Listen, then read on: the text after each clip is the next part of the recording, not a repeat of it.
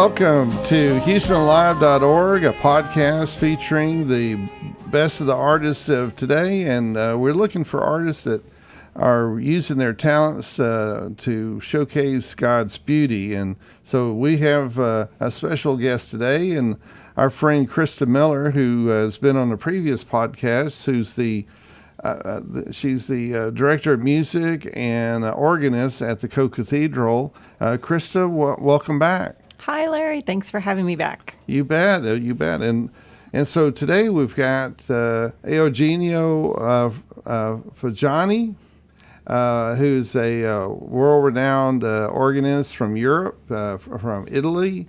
And we're excited you're in town to do a concert tonight here. And this show, of course, we want to learn more about you, and then also, showcase what all you're doing. Thank you so much for having me here. So really, thank you. So, Krista, set this up. What brought Eugenio to town? Well, as you know, the Co-Cathedral has a long-running celebrity organ series. So we have actually lots of music that happens, but this particular series is occasional. So throughout the year, we have guests from all over the U.S. and also international. So in the 8 years that we've been running the series, we've had guests from England, from France, from Germany, and now Italy. And so I know Eugenio through his work with the Terra Sancta Organ Festival. He brought me to Beirut last year, and we met there. And he's a very, very fine musician and has a really wonderful mission along with his music making. So I thought this would just be a really perfect opportunity for Houstonians to learn more about the mission in the Holy Land. I think it's really great for Catholics to see another artist doing both mission work, but also work for liturgy and performing at a very high level as well is very inspiring. So I thought this would just be a really perfect opportunity for Houstonians to share. I agree. This is wonderful, and we're blessed to have you here. So tell us a little bit about yourself and your family, and then we'll get into what how you're using your gifts.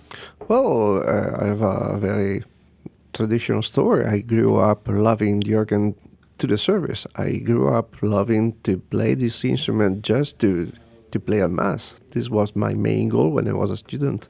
I love it. My grandpa was caretaker at the church, sacristan, and this is the way I grew. And then I got married. I have 2 little children, Allegra, 6 years old, my son Ruben, 3 years old, my wife Ave. And where are they? Well, we live in Bergamo, that is near to Milan, in the North Italy.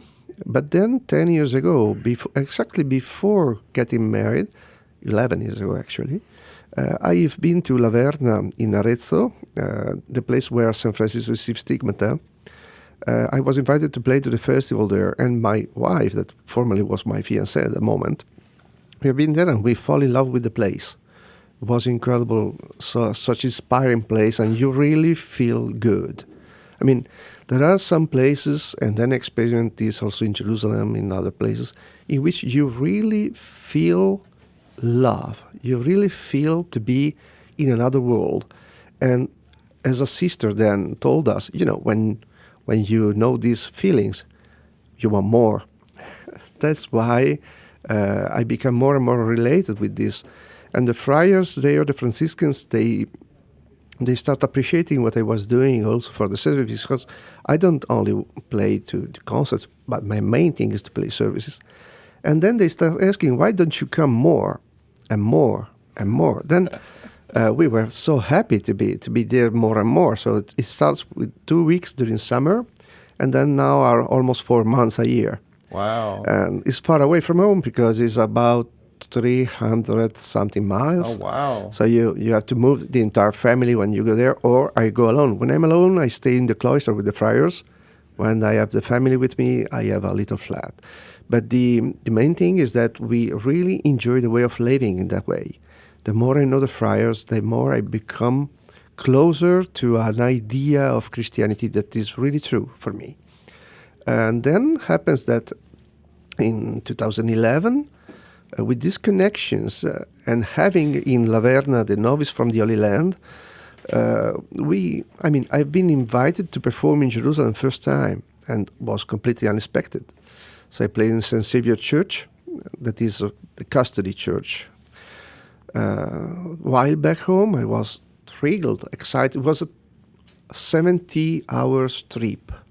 And in 70 hours, these friars, they tried to make me feel what means Jerusalem, really. So being in the right place, even in a short time, feel what means seeing something true. I mean, when you realize that, for instance, Golgotha and the tomb of Christ are so close and are built inside of the basilica and they exist, it's not a fairy tale. It's there and you can touch it, you can feel it. It changes everything in your mind. That's why I invite everybody to go see it once in a life, because it's like to,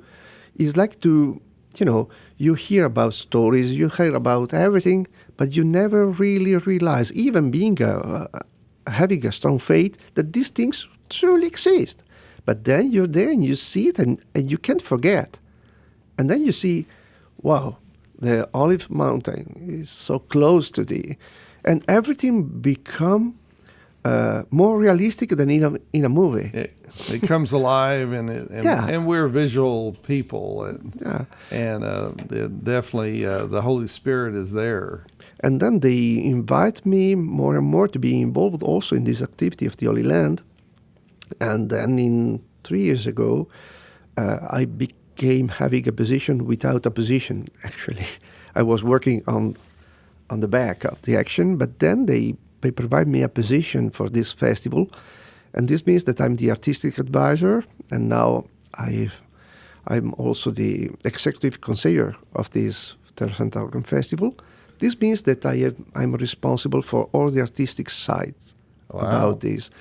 The festival is huge because is in October, runs in Palestine and Israel. Then we have Rhodes with a little festival. Then we have another part in Jordan, Lebanon, Syria, Cyprus. So this is a huge thing to be managed during the year. And you imagine all the relations that you need to have with embassies, with all support and all the part of the custody, because custody of the Holy Land is like having a giant province of friars. And this is all over the Middle East part, and you must relate with all of those. And the organ is the only instrument that in this moment describe really well what Christianity is in music. Then you can have whatever style, whatever, but something really unique in that area, in which you have Muslims, you have Copts, you have Maronite, you have Jewish, you have whatever. For us, the distinctive thing become the organ music. So it brings them all together. Yeah, that's why we decided to share something unique that we have. And in that way, it's fantastic to see in our concerts coming people from all over. Muslims with burqa and even any kind of people. And this is fantastic because it means that music can be really a message from God to everyone. I agree. And so it's showing a progression of God using your talent and you using your talent for God. God is very patient with me because I used to say this always. I don't understand why me, because I never dream about, I never thought about, but it become more and more and more. And probably the only thing that I do good is to let it do. I mean, if I ask, okay, let's do it. Until my body can do it, I will. So one thing I wanted to cover today is your trip to Syria. And that was a concert for peace. Yeah, all these concerts about the Terra Santa Organ Festival are about witnessing the idea that Christianity is there, is alive, has multiple sides, cultural sides also, not only humanitarian in the very strict way, but also in these sides that are also humanitarian, but in a different way. When the festival has been enlarging and saying, well, we have also organs in Syria, in Aleppo, that now has been just rededicated. Imagine, in Aleppo, a city that is known just to be the site of a giant Stalingrad-like moment. And now the organ has been just refurbished, and last month it has been dedicated. So this means that life keeps going, and this is the main thing. That's why the festival going to Syria was life keep going, the message of the soul keep going, the spirit keep has its own breath. So why we have to stop it? We have to testify that keep going, and the people want it. It was very curious. Before Syria, Emmaus El Kubeibe. Emmaus El Kubeibe is a now isolated part from the borders in Israel. Isolated because they don't even let you go there easily.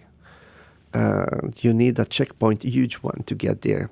And there are only 3 Christians less in the city. Oh, wow. 3. Father, mom, and daughter.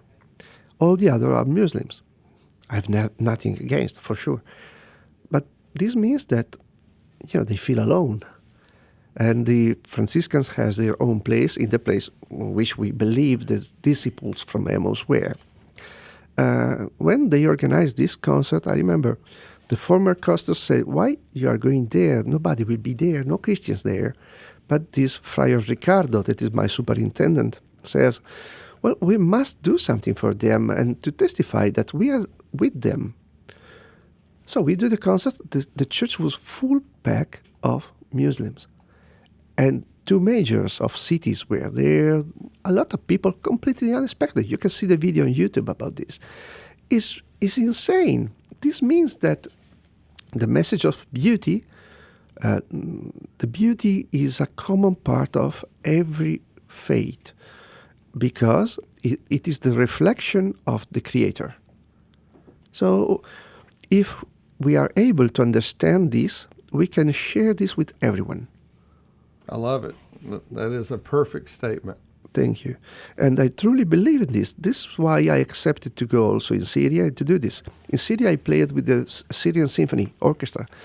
It's hard to believe that in a time of war, the National Symphony has its own concerts every month. Hard to believe in such a situation. Damascus was very safe when I've been there.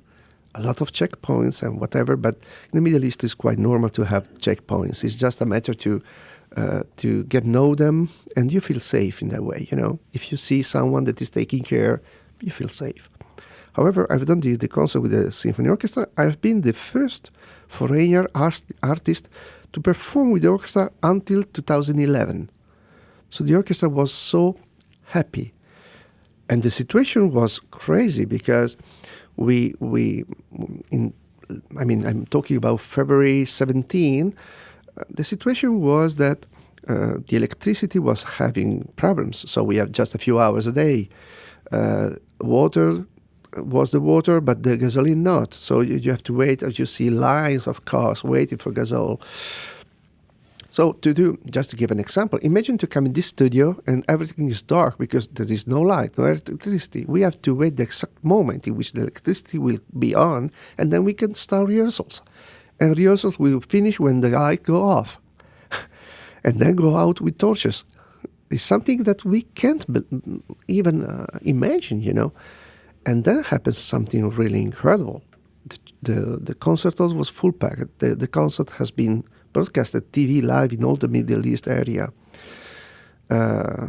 And then the day later, I've done the concert in the church, the Franciscan church. Well, normally the light has to be off after, I don't remember if 8 o'clock or what. Well, the city give us 2, even 3 hours more of electricity just to do this. it is like to go back in history in Stalingrad epoca, or that moments in World War II, in which just to give a moment of hope, of normality, of whatever they do, what they can. Mine is not a political statement. I don't really.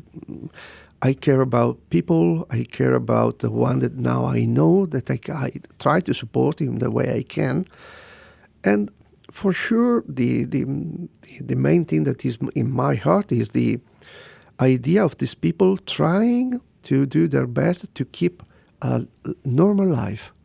My grandma used to, in Europe, in Italy especially, during World War II, she was having, everybody, a lot of problems with, no food, no nothing. But even in that moment, she told me they were trying to keep moments normal, as nothing is going on. This doesn't mean to be, crazy or weird or freak or... No, it's just because the human body, human feeling, try always to keep the best can to survive. And this is the feeling that I got from that place. And then after this, but also before this, when I was in talking to go there or not, without telling to my family, and that was the main difficulty for me, is if it's good for them, why doesn't has to be for me? Who am I? If these friars are in that mission, doing what they do, who am I to don't share and to don't take care about? I think that this is the true Christian idea of faith. Sharing because we believe in the same things, trying to do our best, the little you can. I mean, I can only play, unfortunately. This is the problem of my family, because I'm not good in anything else. So if this is what God wants for me, okay, that's good for me. I don't know how He like it, but this is His problem. Well, you brought your gift, to them, and gave them a moment of peace and respite, and I'm sure that their souls absorbed it, and they'll await the next month when they get to do this again. But it was a moment in time that they were able to appreciate and savor. But that's why it was so curious then to be invited back this January, and it was very incredible. I've been there invited because also the symphony gave his 25th anniversary. Imagine in this situation they do a party on this. And it was very flattering and moving, and I have no words. They invite a few guests coming on the symphony hall, and then they call you with the name, and you have to stand up, and all these people was clapping, and it was really moving. I was not there for that. I was there to share my sympathy with the idea of keep going, man. Keep going. Doesn't matter if you're falling down. Keep going. And then they start clapping and no words for this. No, that's beautiful. That is beautiful. That's what it's all about. And thank you for your story and your ministry. So what's the future look like for you? Well, now we are developing a lot of new stuff there. And for instance, it is fun that we are starting now organ class, because we have Christian places with instruments, and somebody has to play it. It's like having a car and not use it. Yeah, the car is going down. You got to play it, right? All that beautiful music is inside of it. Yeah, but you also have to release it. it's for main things. I mean, the service need it, and indeed, also the instrument need it. So you need to keep going also on that. In the past, there was in the conservatory the organ class. So with the custody of the Holy Land, we are trying to manage to have something like that going on again, in order to have the organ, Alep, Damascus, Baptuma, other places, in which they can be played more often. There is a choir, wonderful choir actually, in Damascus, in the St. Anthony Church, where this Father Fadi is the one who managed. And even with such a difficulty, they have a choir singing. They have a choir that is proclaiming the gospel, and keep going, sharing beauty, even in that situation. That's why having now an organ class can help also this. The same situation happens in Lebanon, in which the situation is quite different. The Maronite community is the stronger one, but indeed in our churches we have everything and we need to keep going. But it's not only a necessity, a practical necessity. It's a feeling that, you need it. You just need it. It's like water. It's like, it's part of us.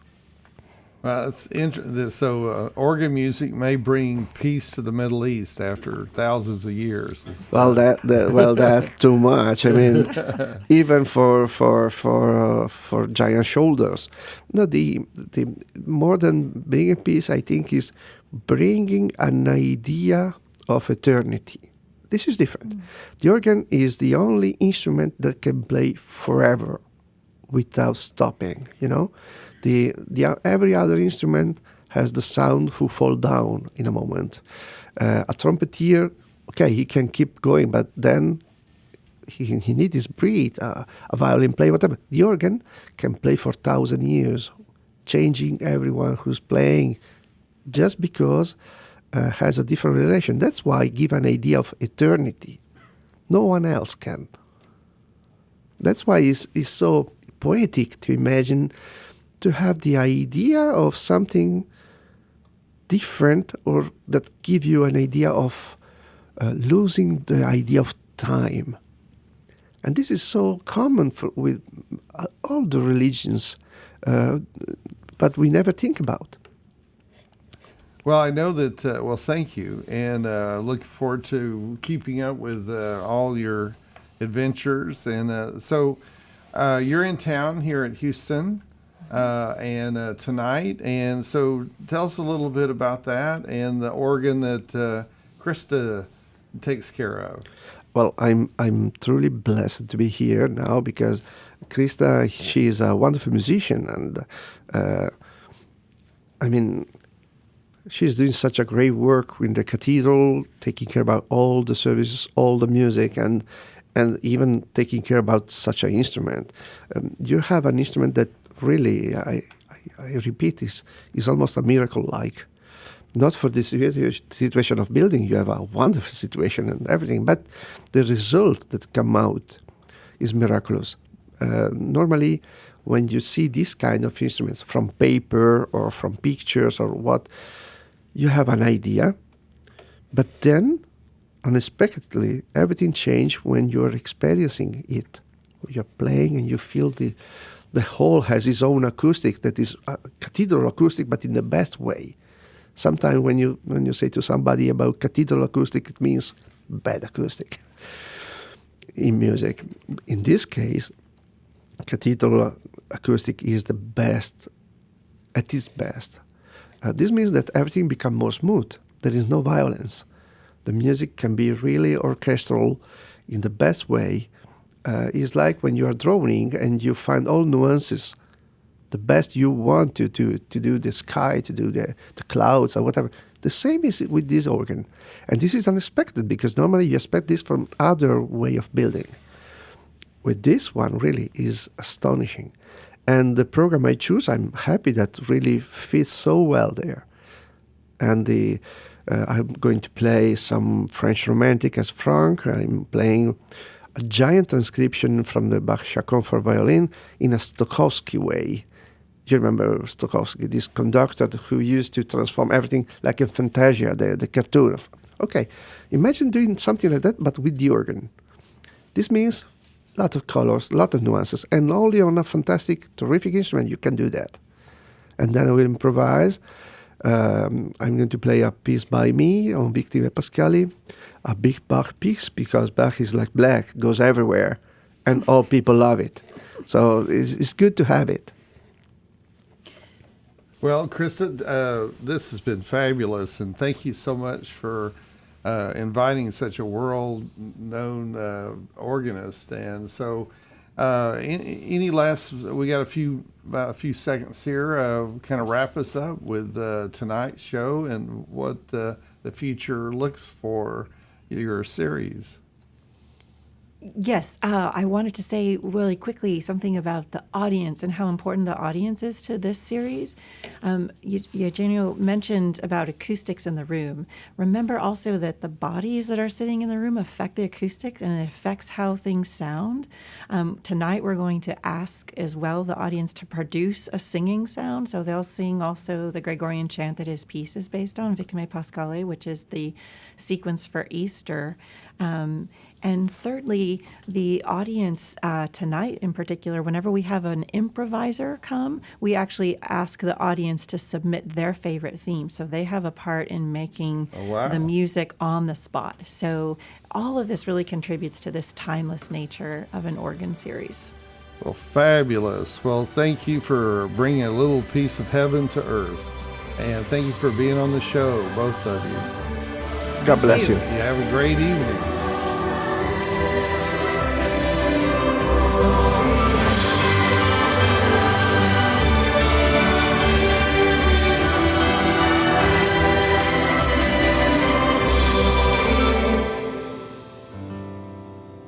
This is Eric DeMarco, producer of Houston Alive.